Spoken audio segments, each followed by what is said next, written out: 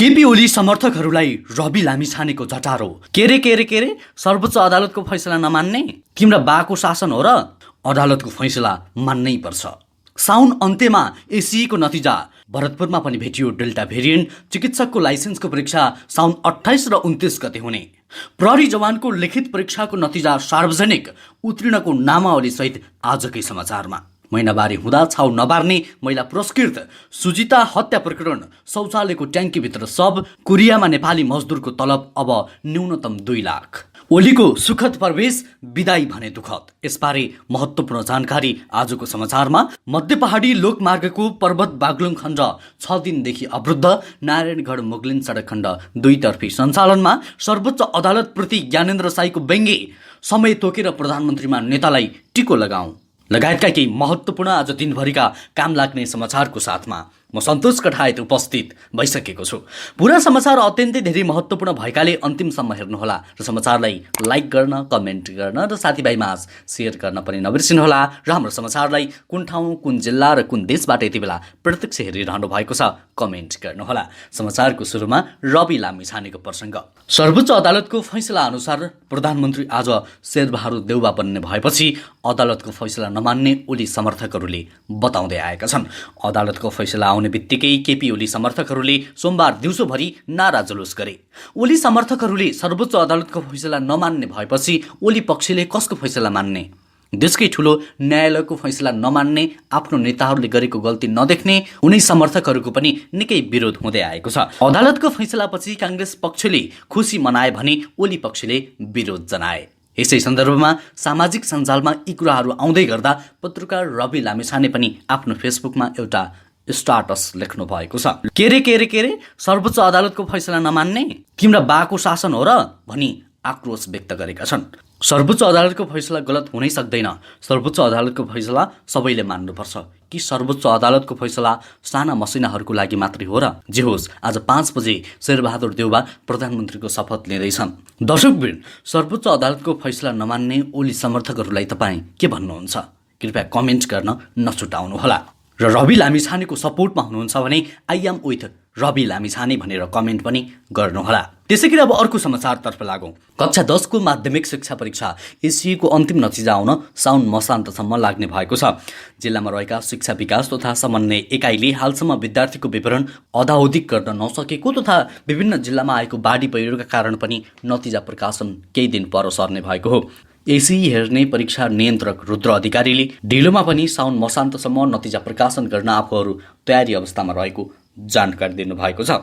यसका लागि 77वटै जिल्लामा रहेका शिक्षा विकास तथा समन्वय इकाइबाट विद्यार्थीको विवरण आउनुपर्ने उहाँको भनाइ छ। समन्वय इकाइलाई बोर्डले असार मसान्तसम्म विवरण पठाउन समयसीमा दिए पनि हालसम्म एउटा जिल्लाबाट मात्रै विवरण आएको र त्यो पनि अमिल्दो भएका कारण फर्काइएको जानकारी बोर्डले दिएको छ। समन्वय इकाइको तयारी हेर्दा केही ढिला हुन सक्ने आकलन गरिएको छ। तर अब बोर्डले समन्वय इकाइलाई विद्यार्थीको विवरण पठाउन म्याद थप भने नगर्ने भएको छ। म्याद थप हुँदा विवरण तयार भएका जिल्लाले पनि विवरण नपठाउने भएकाले केही दिन ढिला भए पनि म्याद थप नहुने जनाइएको छ। त्यसैगरी अब अर्को महत्त्वपूर्ण समाचार। कोरोना भाइरस परीक्षणमा भरतपुरका 2वटा नमुनामा डेल्टा भेरिएन्ट पुष्टि भएको छ। भरतपुर अस्पतालको प्रयोगशालामा गरिएका परीक्षणमा नमुना विदेश लगेर थप परीक्षण गर्दा डेल्टा भेरिएन्ट पुष्टि भएको हो। अस्पतालका covid clinical coordinator doctor Pramod पौडेलले यो भेरिएन्ट सबै उमेर समूहका व्यक्तिलाई संक्रमित गराउने र फोक्सोमा बढी असर गर्न सक्ने बताएका छन्। अस्पतालको प्रयोगशालामा संक्रमण पुष्टि भएका 5वटा नमुना राष्ट्रिय जनस्वास्थ्य प्रयोगशाला काठमाडौँ पठाइएको थियो। सो प्रयोगशालाले तीमध्ये 2वटा नमुना अन्तर्राष्ट्रिय प्रयोगशालामा पठाएको थियो। दुवै नमुनामा डेल्टा भेरिएन्ट पुष्टि भएको पौडेलले जानकारी दिएका छन्। पहिलो लहरको अल्फा भेरिएन्ट भन्दा यो बढी संक्रामक रहेको विभिन्न अनुसन्धानले पुष्टि गर्दै आएको छ। त्यसैगरी अब अर्को महत्त्वपूर्ण समाचार। नेपाल मेडिकल काउन्सिलले चिकित्सकको लाइसेन्स परीक्षा गर्ने भएको छ।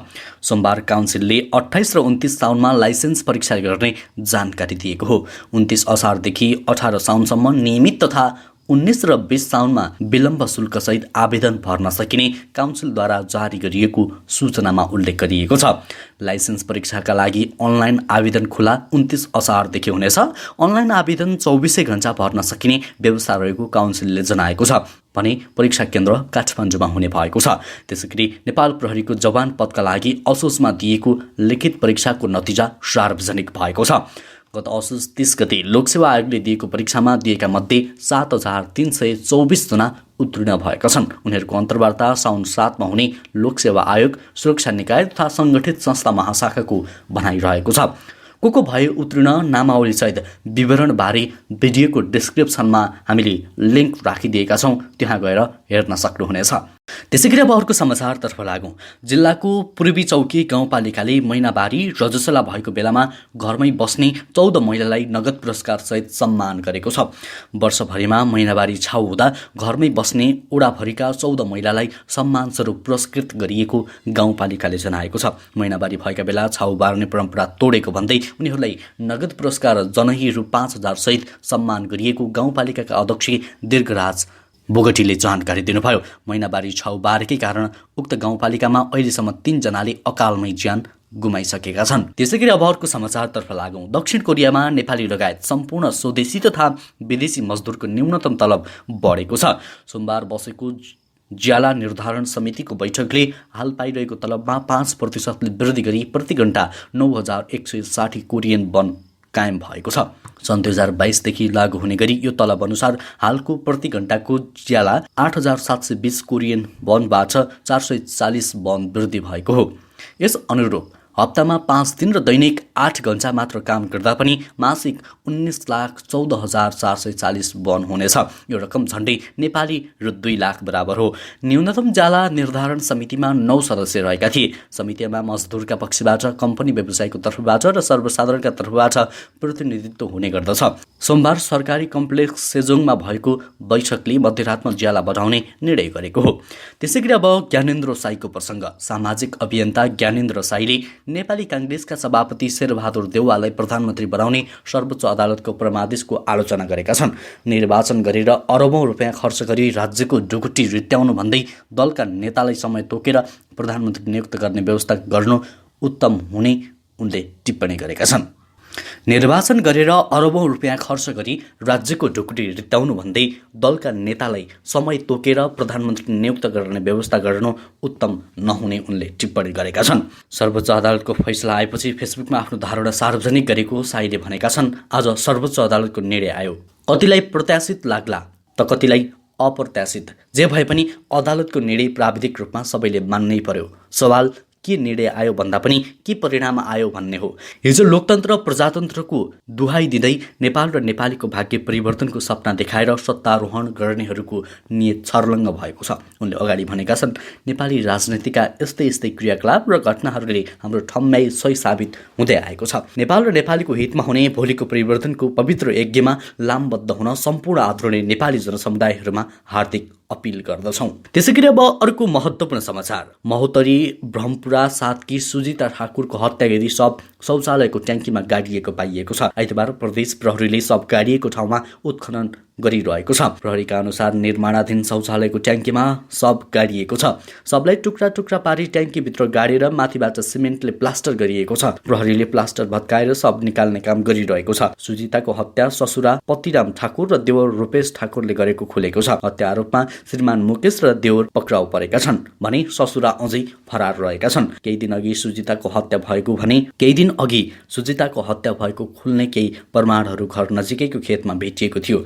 माइती पक्षले हत्याको शङ्का गरेपछि सुजिताको शवलाई खेतबाट ल्याएर शौचालयको ट्याङ्कीमा गाडिएको प्रहरीको अनुसन्धानबाट खुलेको छ। त्यसैगरी अब अर्को महत्त्वपूर्ण समाचार। राजनैतिक स्थायित्व र आर्थिक समृद्धिको नारासहित 2074 फागुन 3 गते झण्डै 2/3 जनमतसहित दोस्रो पटक प्रधानमन्त्रीको जिम्मेवारीमा पुगेका थिए केपी शर्मा ओली। बारम्बारको सरकार गठन र विघटनबाट आजित जनताले ओली नेतृत्वको एमाले र माओवादी गठबन्धन सरकारबाट राजनैतिक स्थायित्व मात्र होइन, आर्थिक विकासको पनि आशा र अपेक्षा गरेका थिए। अझ चुनावी गठबन्धन बनाएर दुई दलबीच एकीकरण भएपछि आम जनताले ओली नेतृत्वको सरकारबाट थप अपेक्षा गरेका थिए। आर्थिक विकासको तीव्र अभिलाषा सँगालेका जनताको बुझाइ थियो आर्थिक विकासको बाधक अस्थिर सरकार हो। तर 2/3 समर्थनसहित सरकारमा रहेका ओली संसदमा बहुमत सिद्ध गर्न त असफल भए नै सर्वोच्च अदालतको आदेशमा मुलुकको कार्यकारी प्रमुखको जिम्मेवारीबाट बाहिरिनुपर्ने अवस्थामा पुगेका छन्। संविधानबाट नयाँ संविधान जारी भएपछि माओवादी केन्द्रको समर्थनमा पहिलोपटक ओली प्रधानमन्त्री बनेका थिए। त्यसैगरी अब अर्को महत्त्वपूर्ण समाचार, पहिरोका कारण अवरुद्ध नारायणगढ मुगलिन सडक दुईतर्फी सञ्चालनमा आएको छ। यस सडक खण्ड अन्तर्गत चितवनको इच्छाकामान गाउँपालिका 6 कानी खोला नजिकै चेपाङ डाँडामा सुक्खा पहिरो खसेपछि सोमबार बिहान 4:45 बजेपछि सडक अवरुद्ध बनेको थियो।